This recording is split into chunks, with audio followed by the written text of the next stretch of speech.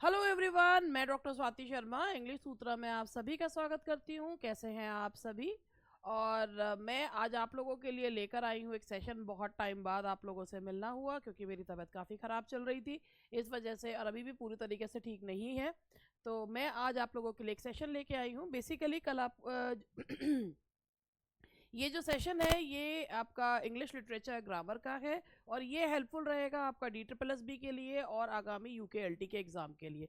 तो आप लोग ध्यान से देखिए कि ये जो आपके लिए सेशन मैंने बनाया है इसमें क्वेश्चंस मैंने जो लिए हैं वो किस तरीके के क्वेश्चन हैं, लिटरेचर के भी और ग्रामर के भी।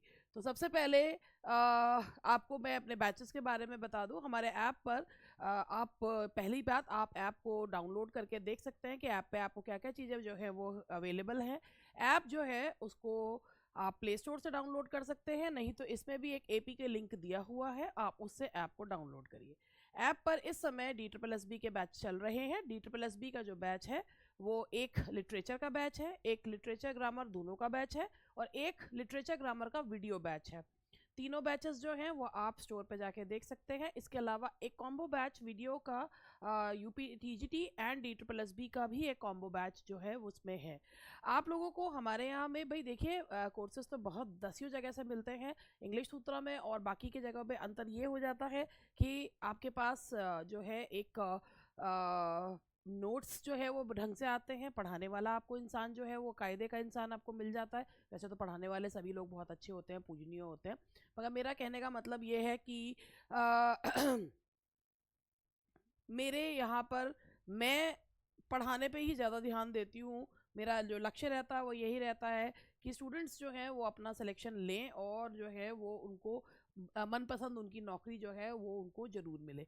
तो आप इसको देख सकते हैं। ये जो बैच है ये चल रहा है, इसकी क्लासेस जैसे अगर कोई लेट भी ज्वाइन करता तो कोई इससे इशू नहीं है, क्योंकि अभी एग्ज़ाम में आराम से 3 महीने 3.5 महीने मान के चलिए है, और आप आराम से जो है कवर कर सकते हैं। कोई दिक्कत परेशानी की बात नहीं है, लेकिन उसके लिए आपको खुद का मन बनाना पड़ेगा कि हाँ मुझे तैयारी करनी है और मैंने पूरे मन से सोच लिया है कि मेरे को तैयारी करनी है। आप इस बैच को अगर आप देखना चाहते हैं, आप सिर्फ देखना भी चाहते हैं कि किस तरीके का है, तो just download the app and just see the contents that we have given in this batch. इसके अलावा अगर आप कोई जानकारी चाहते हैं तो 7895937338 पर फ़ोन करके पूछ सकते हैं। इसके बाद ये जो UKLT का बैच है, ये हमारा जो बैच है इसके बारे में आपको जानकारी दी भी गई होगी कि ये UKLT का बैच ट्यूसडे से जो है ये लॉन्च हो रहा है, और इसमें नोट्स हार्ड कॉपी में नहीं है, PDF फॉर्म में मिलेंगे। ये एक मेरा पहला बैच है जिसमें जो जैसे है कि लाइव और वीडियो दोनों मिलाकर है, video batch plus live batch इस तरीके का है। इसमें आपके लिटरेचर ग्रामर और नोट्स जो हैं वो PDF फॉर्म में आपको मिलेंगे। जो इसका सिलेबस है, इसमें 6-7 टॉपिक्स इसमें ग्रामर के हैं, और उसके बाद इसमें मूवमेंट्स हैं, फॉर्म्स हैं, पोएट्री दे रखी है, कुछ प्लेज हैं उनको स्पेसिफिकली दिया हुआ है, जो ट्रांसलेशन है वो स्पेसिफिकली दी हुई है। तो सारी चीज़ें आप लोगों को इसमें मिलेंगी, लेकिन हाँ पोइट्री वगैरह वाला उसमें दे हैवेंट मेंशन्ड एनीवेयर कि जॉन्डन की कौन सी पोएम है। तो इसमें एक 50 मार्क्स का लिटरेचर वाला पार्ट है, तो उसमें हम अपने हिसाब से जो है वो चीज़ें आपको करवाएंगे कि कैसे करके आप कम समय में भी, वैसे ठीक है समय इसमें भी कम कि आप कैसे इसको एग्ज़ाम को क्रैक कर सकते हैं। तो ये जो है ये ट्यूसडे से लॉन्च हो रहा है। ये वीडियो एंड लाइव क्लासेस दोनों है, इसमें वीडियो एंड लाइव क्लासेस दोनों रहेगा। तो चलिए अब मैं स्टार्ट करती हूँ। सबसे पहले ये मूवमेंट्स के क्वेश्चंस हैं जो आप लोगों के सामने है। सबसे पहला क्वेश्चन है, to which people were dominated before renaissance movement? Superstition, knowledge, tradition या रिचुअल्स? रेनेसांस मूवमेंट का नाम आपके दिमाग में आते ही सबसे पहले जो चीज़ आती है, रेनेसांस का मतलब क्या है? रीबर्थ। रीबर्थ किस चीज़ का? अगर हम बात करें रीबर्थ, तो रीबर्थ है किस चीज़ की? रीबर्थ जो है ये किसका था?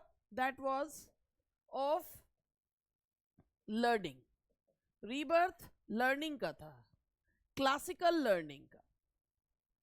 अब रेनेसांस जो है किसकी शुरुआत हुई थी? इटली से। और रेनेसांस में जो स्ट्रेस दिया गया था वो किस पे दिया गया था? ग्रीक एंड रोमन जो बुक्स थी टेक उनके ऊपर जो है वो ध्यान दिया गया था। उससे पहले पीपल लोग जो है रेनेसांस से पहले, रीबर्थ ऑफ लर्निंग से पहले वो किस में जकड़े हुए थे? सुपरस्टिशन। वो जो मध्यकालीन युग था जिसे मिडिवल एज कहा जाता है, people were dominated by superstition.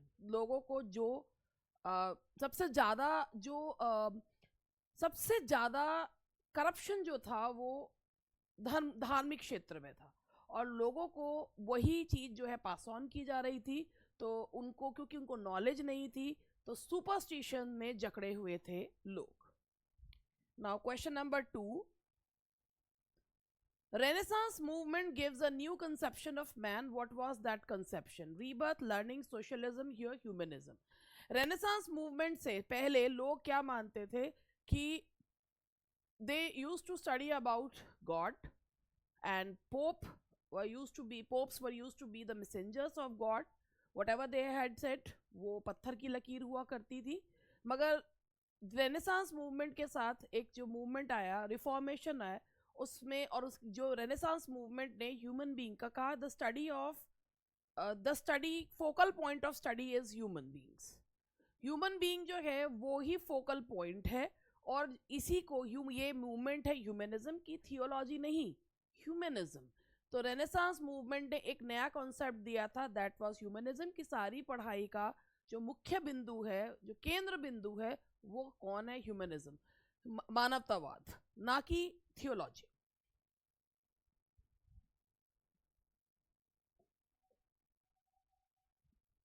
In which century renaissance took birth in England? Renaissance England में बहुत लेट पहुंचा। पहले फुल फ्लरिश 14 सेंचुरी में इटली में था।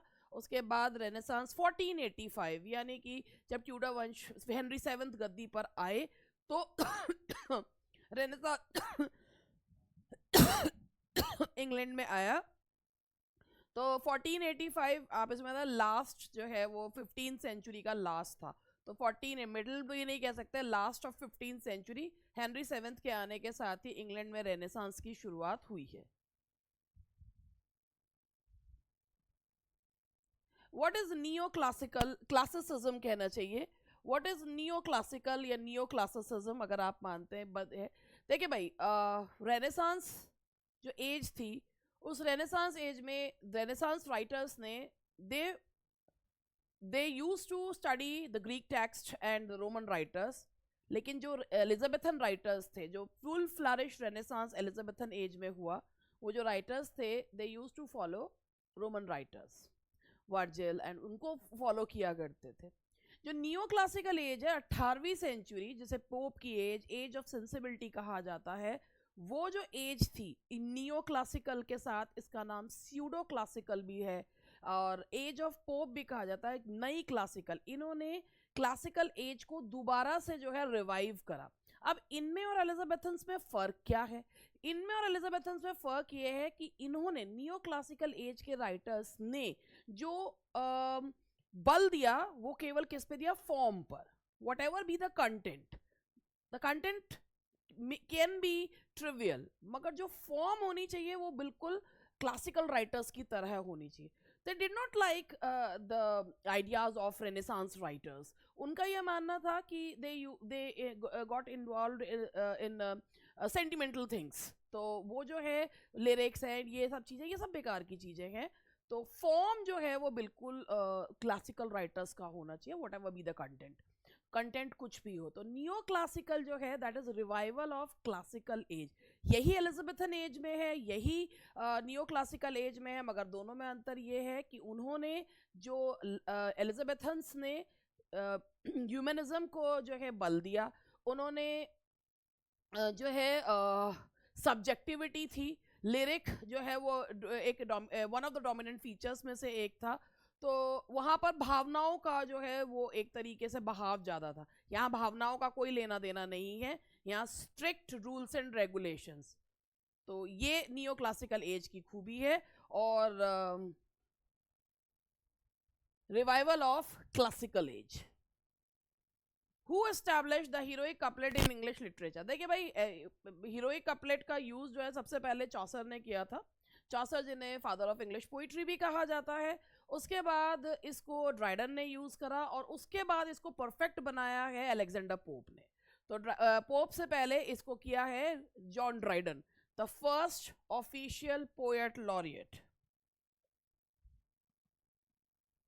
विच century is called the period of neo classicism? भाई देखिए जो 16th सेंचुरी है एलिजाबेथन एज, और जो है इसमें गोल्डन एरा ऑफ जो लास्ट था, लास्ट एज 15 साल थे, golden age of English literature, renaissance period. उसके बाद 17th सेंचुरी, और 17th century age of Milton और प्यूरिटन एज कहा जाता है। उसके बाद 18वीं सेंचुरी नियो क्लासिकल एज, इस एज में नॉवेल्स भी जो है वो फ्लरिश हुए थे, तो 18वीं सेंचुरी।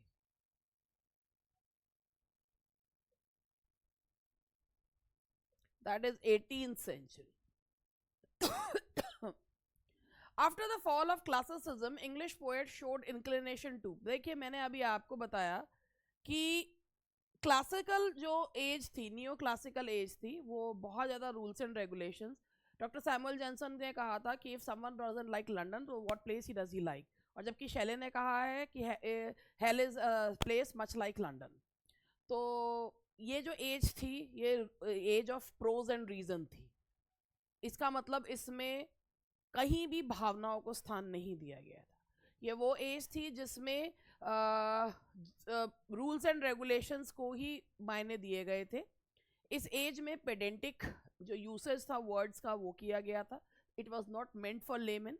ये एज में कॉफ़ी हाउस कल्चर फ्लरिश हुआ। इस एज में अर्बन मिडिल क्लास जो है वो उभर कर आया। पीरियोडिकल्स जो लिखे जाते थे वो इसी एज के लिए लिखे जाते थे। तो कुछ समय बाद होता है ना, जब आप बहुत ज़्यादा बंधनों में बंधे होते हैं तो यू वांट कि टू ब्रेक ऑल द जो है बॉन्डेज, तो वही चीज़ जो है वो इनके साथ हो रही थी। And escapism, back to nature, और इसके बाद people wanted simple things, rural life, escape जो है जो रियलिटी से escape, back to nature, roots की तरफ जाना। तो जो ये एज थी नियो क्लासिकल एज के बाद, people got incline towards romanticism.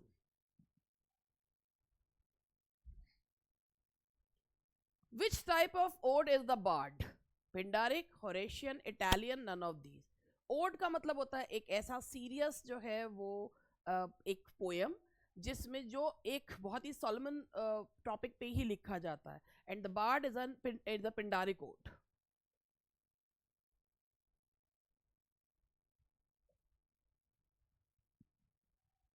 Who is called a poet painter? ये रोमांटिक एज के जो प्रीकर्सर्स में एक हैं William Blake, he was called a poet painter. उन्होंने मिल्टन के पैराडाइज लॉस्ट से वो बहुत प्रभावित थे। उनके वाटर कलर एनग्रेविंग्स भी, वाटर कलर पेंटिंग्स भी उन्होंने बनाई है। तो पोएट पेंटर जो कहलाते हैं दैट इज विलियम ब्लेक, जिनकी बहुत ही फेमस रचना है the marriage of heaven and hell, songs of innocence and songs of experience as well. Who wrote the marriage of heaven and hell? ये मैंने अभी आपको बताया, marriage of heaven and hell लिखी गई है विलियम ब्लेक के द्वारा। रोमांटिक एज के शुरुआती जो है वो पोएट है, सॉर्ट ऑफ प्रीकर्सर ही इनको जो है वो कहा जाता है। What is the greatest political event of romantic as? Romantic age के जर्म्स आखिर आए कहाँ से?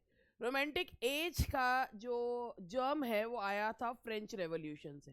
फ्रेंच रेवोल्यूशन एक रेवोल्यूशन था for liberty, equality and fraternity, 1789 में हुआ था। वो जो एक था ना बॉन्डेज को तोड़कर आज़ादी, कि बस अब बहुत हो गया घुटन भरा माहौल और अब जो है आज़ादी चाहिए हर तरीके के बंधनों से। तो वो जो चीज़ है वो बंधनों से आज़ादी केवल फ्रेंच रेवोल्यूशन में फ्रांस तक ही सीमित नहीं रही, उसकी जो गूंज है वो इंग्लैंड तक भी पहुंची। तो ग्रेटेस्ट पॉलिटिकल इवेंट था रोमांटिक एज का, that was French revolution.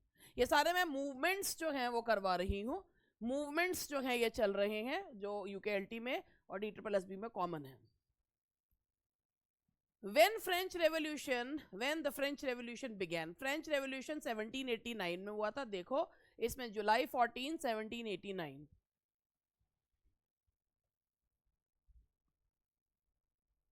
Who is the greatest prose writer of romantic age? Prose writer romantic age के थे Charles lamp, that was Charles lamp. Thomas Gray तो graveyard school of poetry को belong करते हैं. That was Charles lamb. Who wrote the essay poor relations. Charles lamb का एसे है ये poor relations. Charles lamb जाने जाते हैं अपने ऑटोबायोग्राफिकल स्टाइल के लिए. And mingling of humour and pathos.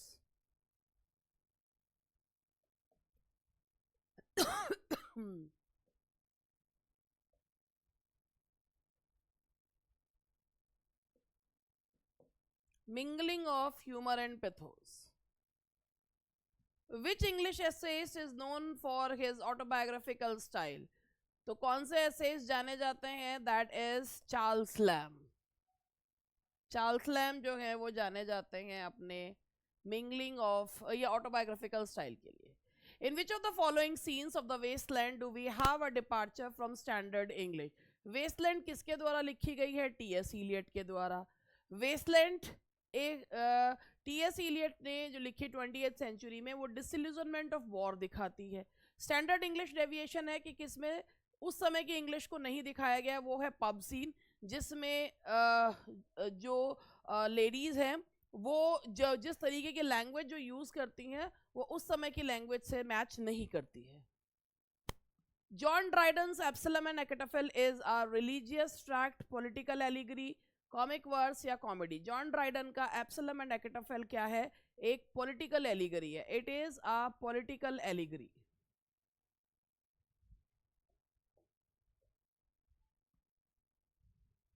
The term the comedy of manners is associated with the early plays of Arnold Wesker, John Arden, Harold Pinter, David Hare. Comedy of manners एक ऐसी comedy जिसमें दर्शकों को भी समझ में नहीं आता, थोड़ी थोड़ी देर के लिए शायद राहत के क्षण आते हैं. तो comedy of manners Harold Pinter. Harold Pinter का जो प्ले है that is the birthday party.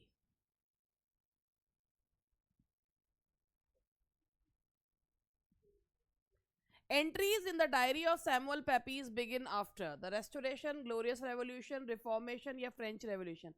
Samuel पेपीज एक डायरिस्ट थे. उनकी डायरी को बाद में डिसिफर करके जो है उसमें उन्होंने जो जो एंट्रीज दी थी उनको डिसाइफर जो है वो किया गया है. सैमुअल पेपीज ने लिखना शुरू करा था रेस्टोरेशन पीरियड के बाद, that is after 1660. That is the restoration. ये थे हमारे कुछ क्वेश्चंस जो मैंने अभी आप लोगों के लिटरेचर के लिए. अब नहीं, अभी एक है. An epilogue is. देखिए, एपिलॉग और प्रोलॉग को पहचानना बहुत आसान है. प्रो मीन्स पहले, एपी मीन्स बाद में. तो आप यहाँ पर ये देखिए, प्रीफिक्स नहीं हो सकता. Suffix to a text which it sums up और एक्सटेंड्स. तो जो टेक्स्ट को के बाद में लगता है और उसको सम अप करता है, that is called an epilogue. उपसंहार जिसे कहते हैं. Next, he dashed 6 loaves of bread since 6 a.m. Sold, has been selling, sells. अब अगर आप यहाँ पे देखें तो यहाँ पर आपको ये टेंसेस के क्वेश्चंस हैं. आपको सिंस दिख रहा है. सिंस आते ही दिमाग में आएगा कि भाई यहाँ पर हैज बीन सेलिंग लगा दें. एक बहुत ही आसान तरीका है, अगर यहाँ पर नंबर ना दिया होता तो आप हैज बीन सेलिंग बिल्कुल लगा सकते थे. मगर जब एक डेफिनेट नंबर दिया होता है तो परफेक्ट टेंस लगता है, परफेक्ट कंटिन्यूअस नहीं लगता. जैसे he has sold 6 loaves of bread since. तो अगर कभी भी नंबर दिया हुआ हो डेफिनेट तो आप कभी भी उसमें कंटिन्यूअस टेंस यूज नहीं करेंगे. The machine dash a crackling sound when I switched it on. जब ये एक दोनों काम एक साथ ही होते हैं, एक काम अचानक से होता है और इसमें तो वहां पर दोनों में ही पास्ट एंड डेफिनेट टेंस लगाते हैं. The machine made a crackling sound when I switched it on. तो व्हेन एक कंजंक्शन है, यहाँ पर दोनों काम एक साथ ही हो रहे हैं. अगर वहीं में से कोई कंटिन्यूड रहता है तो वहां पर हम जो है उसमें कंटिन्यूड के लिए पास्ट कंटिन्यूअस लगाते हैं. लेकिन ये कंटिन्यूड नहीं है. आपने स्विच ऑन करा, मशीन ने आवाज करी, आपने बंद कर दिया, तो वो कंटिन्यूड नहीं है. तो machine made a crackling sound, तो दोनों के लिए ही पास्ट एंड डेफिनेट यूज होगा. उसके बाद नेक्स्ट क्वेश्चन है, I dash the issues raised by you. अब यहाँ पर आपको लग रहा होगा कि भाई ये तो जो है ये तो पैसिव वॉइस है, तो I have been understood, I have been understood क्या आना चाहिए? तो मैं अब आपको इसमें एक चीज बताऊं। एक्चुअली ये दो सेंटेंसेस को मिलाया गया, I have understood the issues that are raised by you. तो यहाँ पे ना दैट से इसको जोड़ के बीच में आर आना चाहिए था कि I have understood the issues that are raised by you. तो यहाँ पर ये वाला जो प्रिंसिपल क्लॉज है ना, ये प्रेजेंट में मैं समझ चुकी हूँ, आई हैव अंडरस्टूड, तो इसको हम पैसिव में नहीं बनाएंगे। कई बार स्टूडेंट्स ये कंफ्यूज हो जाते हैं कि बाय लग रहा है तो हम इसमें पैसिव वॉइस लगा दें। ये दो सेंटेंसेस को जोड़ा गया, I have understood the issues raised by you. तो आप यहाँ पर ये देखिए दैट आर रेज्ड की जगह केवल जो है इसमें रेज्ड लगा हुआ, यानी कि पास्ट पार्टिसिपल को दे दिया गया है। तो ये पास्ट पार्टिसिपल ही यूज करा गया है। ये वाला जो वर्ड है ये पैसिव की तरह यूज हुआ है, लेकिन आगे वाला पैसिव की तरह यूज नहीं होगा। तो इसमें आएगा that the answer is C, I have understood the issues that were raised by you. He dash for 2 hours when someone knocked at the door। अब मैंने आया कि यहाँ से जब कोई एक्टिविटी कंटिन्यूड रहती है तो पास्ट कंटिन्यूअस, अगर एक्टिविटी दोनों एक्टिविटी एक साथ खत्म हो जाए तो टाइम बताती हुई तो दोनों में पास्ट इंडेफिनेट। लेकिन जो एक्टिविटी कंटिन्यूड है और दूसरी हुई तो वो जो है वो एक्टिविटी उसी समय रुक गई, तो कंटिन्यूड एक्टिविटी के लिए past continuous. He had been sleeping for 2 hours, मतलब यहाँ पर अब चूंकि यहाँ पे फॉर आ रहा है, तो अगर यहाँ पर फॉर नहीं होता तो he was sleeping when someone knocked at the door। लेकिन चूंकि यहाँ फॉर आ रहा है और टाइम अगर दिया जाता है सिंस फॉर, तो हमें उसमें जो है वो परफेक्ट टेंस का यूज करना होता है। अब खाली जो है वो एक ऐसा ही होता कि भाई दो एक्टिविटीज चल रही हैं, एक एक्टिविटी कंटिन्यूड एक डिसकंटिन्यूड, तो कंटिन्यूड के लिए पास्ट कंटिन्यूअस लगा दो। मगर यहाँ पास्ट कंटिन्यूअस इसलिए नहीं लगा सकते क्योंकि यहाँ पर फॉर दे रखा है, और जब फॉर आता है तो या तो परफेक्ट या परफेक्ट कंटिन्यूअस लगाते हैं। तो इसीलिए यहाँ आएगा past perfect continuous. He had been sleeping for 2 hours when someone knocked at the door।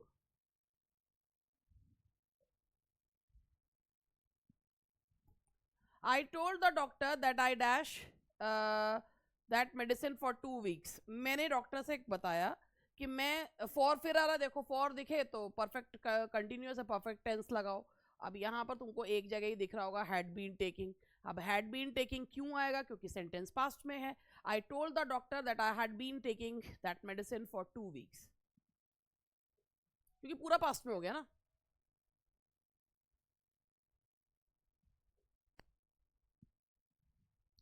he dash now he dash now he will have to look for another job।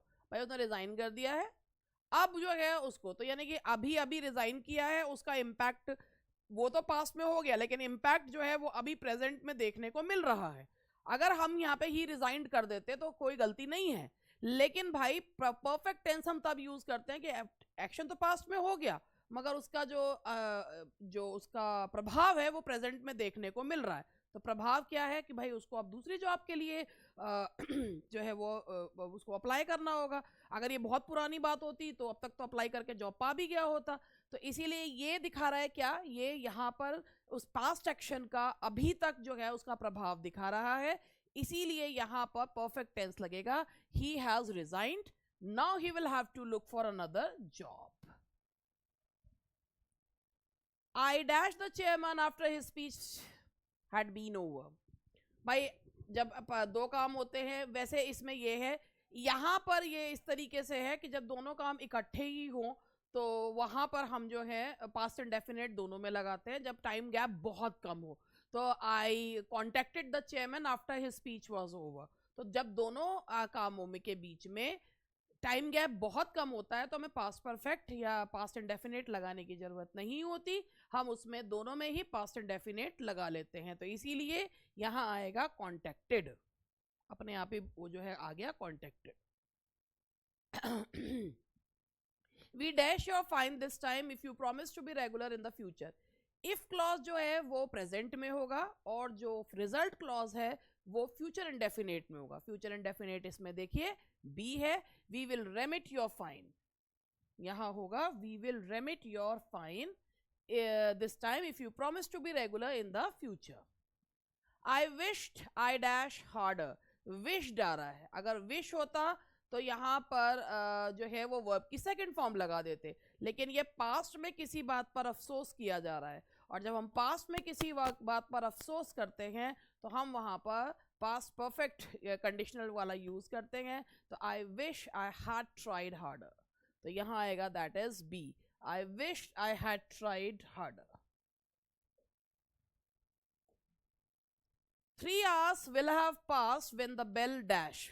देखिए अगर हम यहाँ पर फ्यूचर में अगर दो काम होने हो, एक काम पहले खत्म हो और एक काम बाद में खत्म हो, तो जो पहले खत्म होगा काम वहाँ फ्यूचर परफेक्ट, और जो बाद में खत्म होगा वहाँ पर जो है दैट इज प्रेजेंट इंडेफिनेट लगता है। तो व्हेन द जो है, अब यहाँ पे 3 hours will have passed when the bell, कि घंटी बजने के जब तक घंटी बजेगी तब तक 3 घंटे बीत चुके होंगे, ठीक है, तो घंटी बाद में बजेगी, 3 घंटे पहले बीत जाएंगे, तो 3 hours will have passed when the bell rings। तो ये थे आज के क्वेश्चंस जो मैंने आप लोगों को करवाए। छोटा सा मेरा सेशन था जो मैंने आज रखा, क्योंकि मेरी तबीयत अभी भी ठीक नहीं है, मैं बहुत देर तक खड़े हो पाने में असमर्थ हूँ, तो इसीलिए आप लोगों को लेकिन ये सेशन आप लोगों के लिए एक आई ओपनर सेशन के तौर पर है, जिससे आप ये देख कि हमें कहाँ से तैयारी करनी है, क्या क्या चीज़ें पढ़नी है, that I will let you know. ठीक है जी, बस इसी के साथ आज मैं अपनी बात को समाप्त करती हूँ, और जो है मिलते हैं भगवान ने चाहा तो कल।